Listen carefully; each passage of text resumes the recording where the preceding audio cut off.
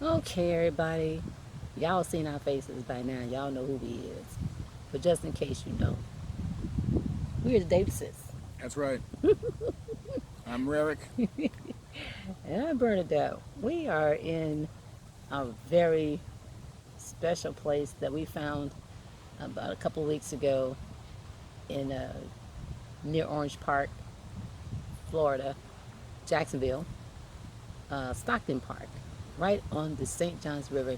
And it is gorgeous today. Yeah, can't you hear the waves Man, crashing up against the walls? this is beautiful. People out here fishing. Um, some Yachts are people, parked in the docks. yeah, I mean, it's just gorgeous over here. No slight breeze, but it's really, really nice out today. And guess what? The best thing of all, I'm off today. Yeah, that's fun. That's fun. I am off today. This is our quality time, guys. So we're going to take today and kind of make this like quality time, share time.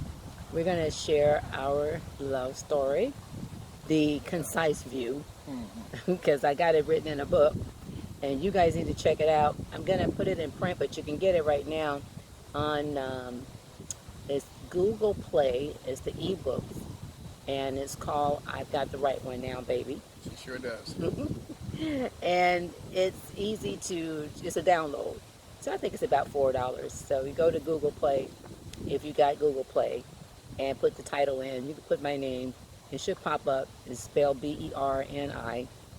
Bernideette, Davis. It's the only one there. And you should be able to purchase the book. But we're going to give you our personal view, our personal story out here while we enjoying some quality time. Yeah.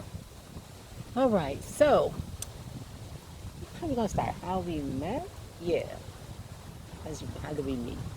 Yeah, How did I we was, meet? it was in Tallahassee in 2001, I believe.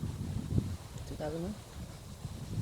And I was Yeah. at work at the Governor Square Mall for all of you Tallahasseans that know that vicinity. And I was working at S&K Menswear before they went out of business.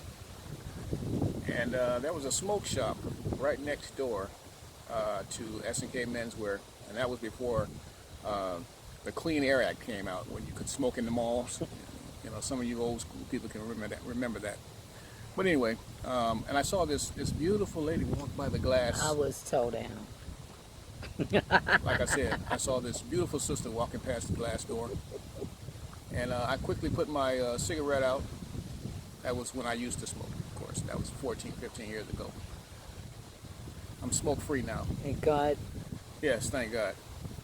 Anyway, I put my cigarette out, and I put a little breath mint, in my mouth, and had a little cologne that I used to carry around me when I, put on me when I get through smoking, because if you're working in a men's clothing store, you can't be, selling suits with cigarette smoke smelling all over you. So I, kind of doused myself a little bit, and went on back to my store. By that time, she had already passed by. I thought she was gone. She thought she was running away from me, but she actually ran into the store that I was managing at that time, which was S&K. So I come behind her and I say, "Excuse me, ma'am." I said, "Will you happen to be looking for anything in particular?" And she says, "Yeah, I'm looking for a sweater for my father," which we all knew that was, a bunch of malarkey. You don't. But she was really shopping for her boyfriend, or some guy she liked. Um, and so one thing led to another. Long story short, we got to talking, and I invited her for a cup of coffee, which happened to be her forte, and she accepted. And one thing led to another, and I'll let her add her little part It's to it. the view. It's the view. It's the view. Y'all know, ladies, we have the view. We have the detailed view. Hmm. Yeah, let's hear it. But for real though, I that day, man, that's taking me back because that was, yeah, 2001, and Yeah, we will be married this year 17 years. 17 years. 17 years, and we have a very wonderful son Hmm. together, and he's such a sweetheart. And Junior, yeah, Rarick Andre Davis Jr.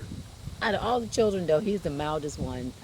He's He's not. He's been a good boy for 15 years old. We thank God that he hasn't given us really a day's worth of trouble. That's right. He knows what's good for him. But he was a mess when he was a baby. Oh my God, we'll tell you about that one. But anyway, Yeah.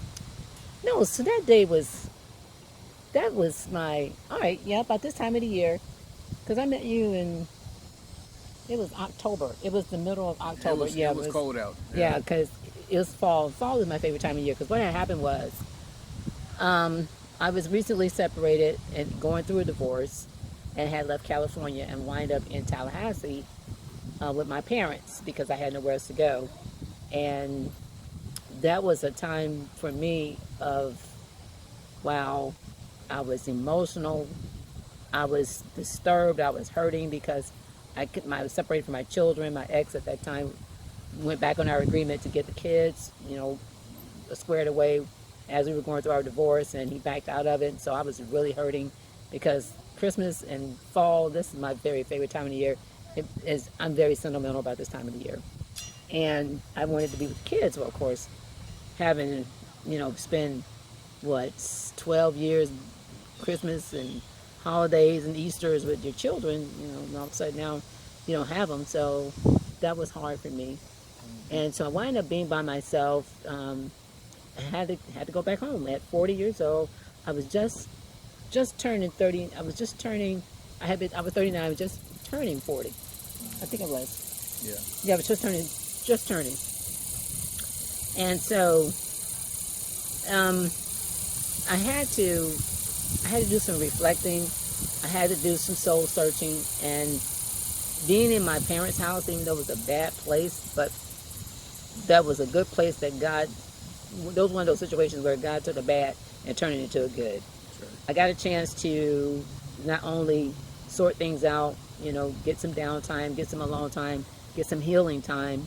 That was also a time to kind of get closer to my parents and hopefully restore our relationship, which that part didn't work out, but at least I was there, and that was an opportunity for it to happen. And so one of those days during it was cooling down because it gets so nice in Tallahassee during the fall.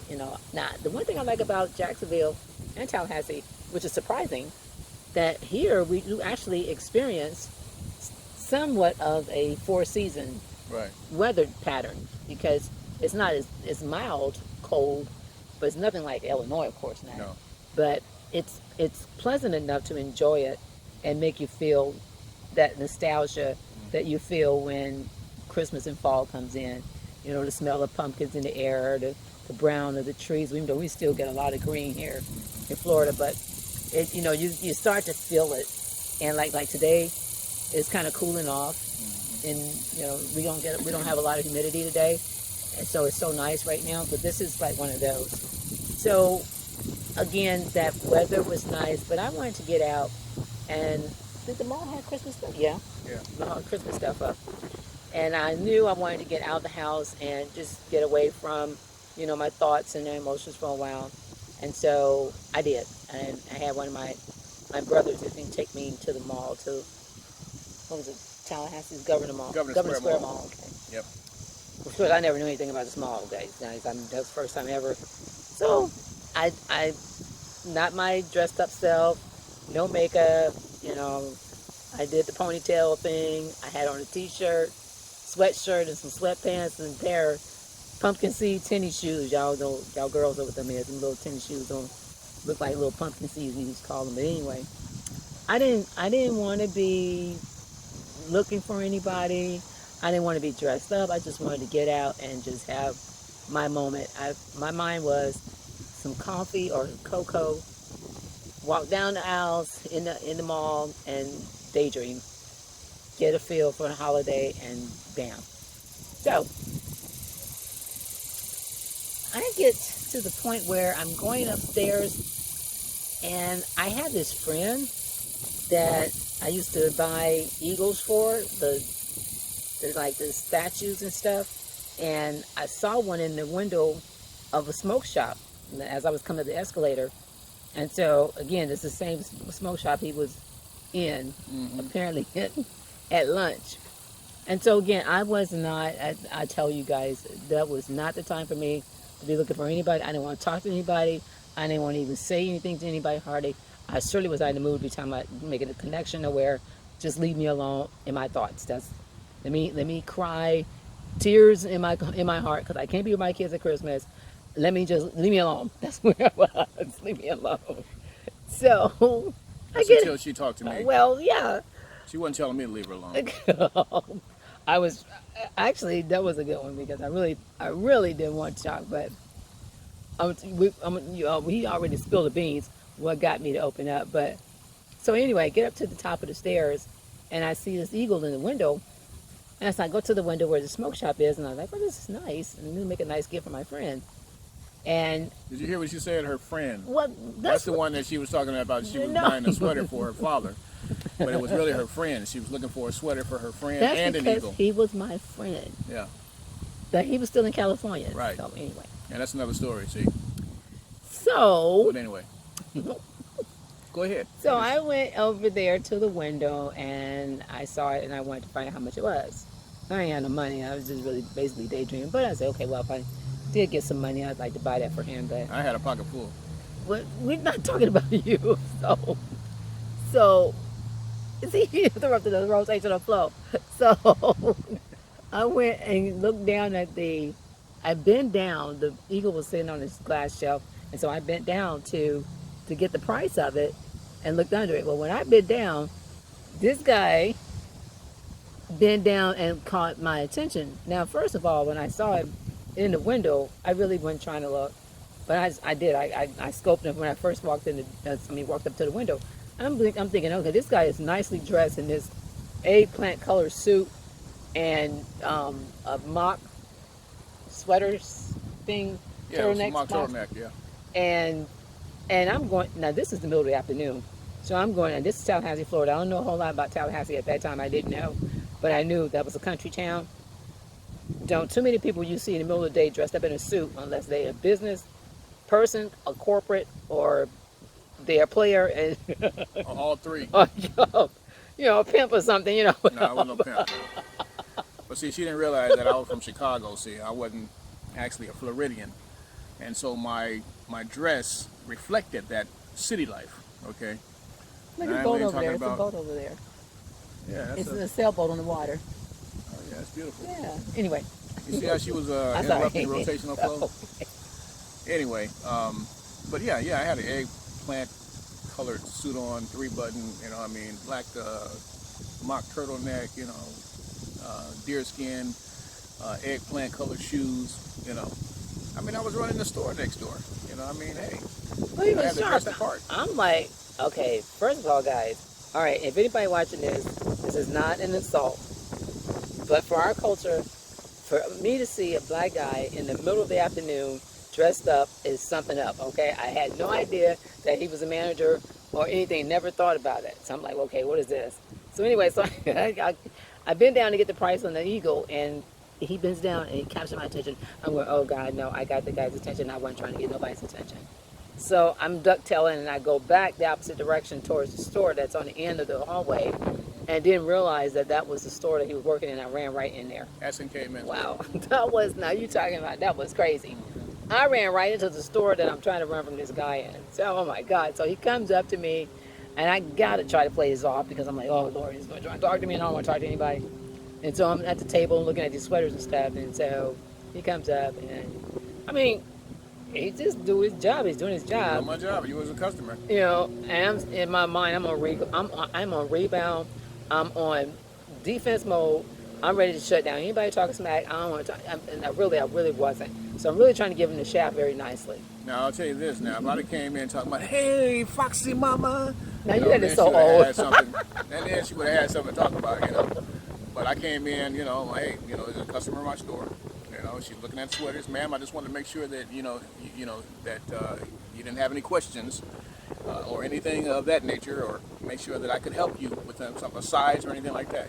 You guys believe that? No, I don't know. No, that was, No, and It was business. It no, wasn't nothing personal. no, but seriously though, after knowing him for real, guys, that really was him, and so That's it right. wasn't a guy trying to make a play on a woman, even though that was a great way to do it. So anyway, well, yeah, you just be yourself. So he comes up to me and we're talking, and he gets out. I'm giving him the shaft about this sweater thing, and knowing all along, I'm going, oh God, here we go. I got to try to figure out how to get out of this. And so, some kind of way, we got to just a conversation that went from, oh, that's what it was, because I started being, well, I know I was in the store shopping and for Christmas. And so we kind of got off talking about Christmas and kids, Right. some kind of way. And that was the crazy way. I don't know. I really can't remember exactly how we got on that line of children, but we did. And of course, most mothers know, guys, always want to talk about our kids. The only thing is, I'm kind of mom that don't carry a wallet full of pictures of my kids, so I can't whip them out and show them, everybody. This one is this one's that. Like nobody knows your kids, and they're just smiling, talking, oh, he's cute, and you're like, you don't even know me. Y'all know how we do anyway. So, we got off in this conversation, and he starts talking to me, and he starts saying things about, well, my children are. What did you say about they? You don't need to worry about your kids. The children's going to be fine. Everybody's going to be good. I said something about. I think we got it. We didn't get too deep into it, but there was something that I said to her that nobody would have known except her. It got So spiritual. It got spiritual. Yeah, And, and of course, I wasn't saved at the time, but God uses whom He pleases. Okay. and that was the shocking part, because I knew I'm watching this guy. And I know, guys, we're not supposed to judge people because they're smoking, and we don't know what they are in their We got their some saints lives. that still smoke. God help us. But for real though, because you really can't judge. But then, from the church I came from, the background change, when you see somebody smoking a cigarette, you automatically assume that they are not a Christian. Okay, so, or they don't know God, or whatever the story is. But like I said, you live long, you learn how not to do that. So again, I judged him, and I didn't really know that he had some exposure with God. But like he just said, God will use who He pleases, and He used him to capture my attention on a level that I knew. Wait a minute now, I just met this guy. There is no way that he can say something on that level to capture my heart's attention about my kids. And I tell you what really clinched it, what was the clincher. He said that you are a woman of great faith. Before he said that, he asked me to come outside the store so we can talk without him having to look like we're milling around, I guess, because he's at work. So he asked me to step outside the store, and step outside the door, and that's when he said to me, he said, you are a woman of great faith. And God, I'm going, now, Lord, I know that you must be talking, because there is no way this guy knows my heart like that. I ain't said nothing, but I was saying, matter of fact, I was hiding behind my evangelist exterior. So, but look, ladies, if the light is shining, the light is shining, so you can't hide. And if you're in the club trying to get a man, if you got the light of God in you, get out of the club, or you're going to get called out, because somebody sees that light, even though you're trying to hide it. That's right. So I'm just like, oh my God, he did not go there. And that was the door opener. And I was like, wow, this is interesting. So we started talking about different things after that, and that caused me to open up a little bit more.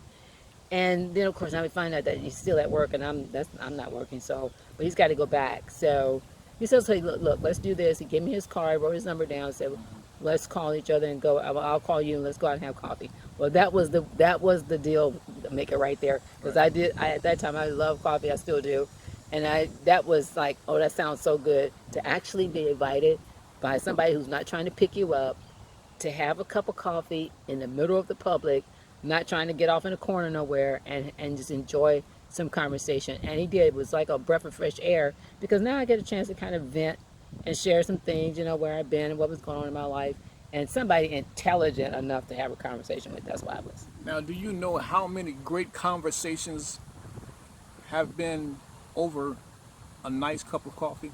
Great conversations. Great conversations. I mean, That it's an was fun. icebreaker every time. It Fellas, really you gotta, is. you gotta try it, fellas. It's Just an a cup of icebreaker every coffee. time. Just a cup of coffee. If she don't drink coffee, then say tea. If she don't drink tea, get her some lemonade. Something. Okay, No. get her something to drink. A glass of water, H2O. But Okay. it was such a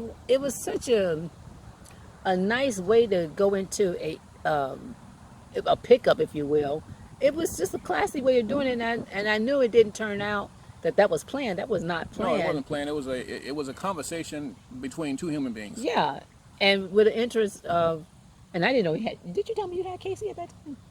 I think I might have. You Yeah, I mentioned that mentioned you my had a daughter. daughter. Yeah, in Michigan. So we had that in common. So that really is a common ground. So, and that's how the story started, because it was the most craziest thing. how we met like that. And God, I now can see that God divinely ordered my footsteps even against my own will. That's why, and the Bible says, ladies, the Bible says, y'all know, the Bible says, the man that finds a wife finds a good Good thing. thing. Now, Now, I'm, did you hear what she said? Y'all make sure. Let's back this up a little bit. whoa, Cause see, a whoa, lot of y'all be whoa. out there chasing. Oh my gosh. I ain't hating, but I'm just saying, Oh y'all my hate. gosh. I ain't hating, y'all chasing. Okay. We doing some stuff I ain't never seen before. The Bible says, I'm going to repeat this: a man that finds a wife, a man that finds a wife, Finds a good thing. finds a good thing. So, y'all women, stop looking for your husbands, because God already knows who He has already set aside for you. Now, what you need to do is say, Lord, send me my heart's desire, the one that Yeah. you created for me. Yeah. See, because we get we and I'm talking to myself too, because I was married once before and I picked the biggest dud okay out there. All right, but we have to remember that God chooses whom He pleases for us. He already knows our heart. He already knows what kind of person, what kind of partner, what kind of spouse we need. Okay, so we don't have to go looking. All you have to do is say, Lord, send me my heart's desire. Okay, the person that you designed, created for me, and then keep praying about it, and watch that person show up, man or woman. For real, because I've seen so many. And my first marriage was toe up too. If you guys been following along, I think I've shared a thing or two about how my children's father and I met. It was an arranged marriage, and neither one of us really knew each other and loved each other enough to make it work, and it was just an awful thing. But that was because I had an ulterior. Now I could have stopped it, even going down the aisle, because the day that I walked down the aisle, I don't forget, it's April 28, 1984. I'm walking down the aisle and I'm in this beautiful gown and lots of guests and a nice church. We had a great wedding. And the thing in my heart was, I'm walking down this aisle getting ready to marry this guy and I do not love him. And that was in my mind. And do you know, I should have followed my heart and walked away, because 16 years later, we were divorced. And during that 16 years, it was, I could say the most pleasant times in that relationship was when I was actually having the children. Because I can count the times that was anything remotely pleasant about that journey, other than the point where we thought we were going to try to work it out and I started having the children. So again, that was not an arranged, God did not arrange that relationship. We did, and that was a terrible thing. And so I'm looking at ladies now these days, they going out picking the husbands, picking the men, and I can tell you, I know 2 young women that have tried that and their lives are in misery right now. Yeah, because I mean, if we're picking our spouses, okay, then if it ain't God's will, and if it wasn't, His picking, then yeah, we're gonna have some problems. I'm not saying that that married couples that have been designed and created by God don't have problems and things like that. You're gonna have life problems in relationship. Yeah. I'm not saying that, but I'm saying you will save yourself a lot of headache, if you let God be the one that sends you your spouse, ladies. Okay, instead of you going to looking, everywhere, thinking that this is the one, that's the one, and you don't waste it, 5 years over here, 2 years over there, 3 years over here. Probably got kids. Kid by this guy, kid by this guy. I mean, it's just a big, waste of time. I know it's hard to say that, because when I went through that season of separation, I didn't want to be alone either. And my prayer was at that time is, Lord, please don't allow me to be alone too long, because I'm not good there, and I want to be married. I want to be, and so I did. I asked God to send me as the gift that the man, whoever he is looking for. And God did that. And really, honestly, I don't know if we'll get into that story today because it's a long story, but that literally was what God did, because I even saw him in a dream. But the Lord, because of the kind of person I am, the Lord hid his facial features from me so I couldn't see him in a dream. But I saw his personage. I was able to pick up his personality. We actually had a conversation in a dream. Our relationship started off with talking. Communication, guys. That's right. That's a That's number key. one key in a relationship, in a marriage. Prayer number one, communication. Good communication That's is number right. two. You have to talk, and it's been said, and not even that said, but documented as well that if you can be good friends, you have a great relationship in a marriage. Yeah. And our relationship started out being social, basically friends, but we had an instant connection, which again, I believe God was so much in it, it couldn't have been anything else. Now you remember what you told me that the way you determine your soulmate, Oh yeah, how you connect on 4 levels. yeah, That's mentally, physically, spiritually, and emotionally. emotionally, yeah. That's how you know you're talking to your soulmate. So all four of those guys, if you connect with a person on all four of those levels, then that's more than likely, without a shadow of doubt, that's the one. Right. And don't shortchange yourself, guys, because especially ladies, we'll see the red flag coming a mile away, and we're still gonna disappear. Right. We're gonna act like we never saw it, and oh, he'll change, or I'll make it happen, or whatever, and you just walk down that road, and it never really works. And ladies, another thing too, and I ain't telling you what to do, but stop, thinking that guys are soft because they're nice to you, Oh, yeah. or because they're, want to treat you like a lady, or want to do things for you to let you know how much they appreciate you, or how much they enjoy being in your company. That is not a lame guy, okay? No. It's just a guy that cares about you, okay? So now, don't get it twisted when you got a man that, okay, he calling you out your name, he cheating with your best friend, he's not doing jack squat for you, okay, and just treating you like a piece of paper blowing in the wind, okay. That is not a so-called strong man, okay. That is a man that needs some deliverance, first of all, and it's a man that probably don't even know where he is or who he is, okay. So make sure you analyze all of that, and make sure that you're not following that type of person, because just because your girlfriend said it, and her girlfriend told her, and her girlfriend told her that this man is lame because he's nice to you, okay, that's a lie. All right, figure it out yourself. Give that guy a chance, because when you grow old, and you ain't got the fine shape and whatever you got going for yourself now, see if that same man stick around, or is he gonna be looking somewhere else, to do the same thing to somebody else. So, I'm a nice guy. I ain't no pushover, okay? I'm a nice guy. I like doing a lot of things for my wife, my queen, my best friend, I massage her feet, I do what I need to do, okay? That's mine. Well, okay? that brings us now to our first date night, because you said Oh, that yeah. the picture came back in my Footy action. mind. Guys, okay, he was talking about it being nice. I was on defense because, as we started to talk and share, we scheduled our first date. On our first date, we finally got together, and it wound up being after work, after his work. I wasn't working, and I had to meet him at the mall, and he didn't have a card, and his friend had a card, and then they both worked together, so they both had to wait. So we were supposed to be going to a movie or something, Yeah. and it didn't happen, and so we wind up sitting there at the restaurant in the mall after you got off work, Right. and then I had already had dinner, and I said, well, it's late. We're not gonna probably get Yeah, I some got good off work food. late, so Yeah. I didn't get there at the time I thought I was going to get there, so, But I didn't know Plan this. B. We just. I was cool. I was like, okay, we'll have another cup of coffee, and actually that'll be the coffee, and we'll just enjoy his company.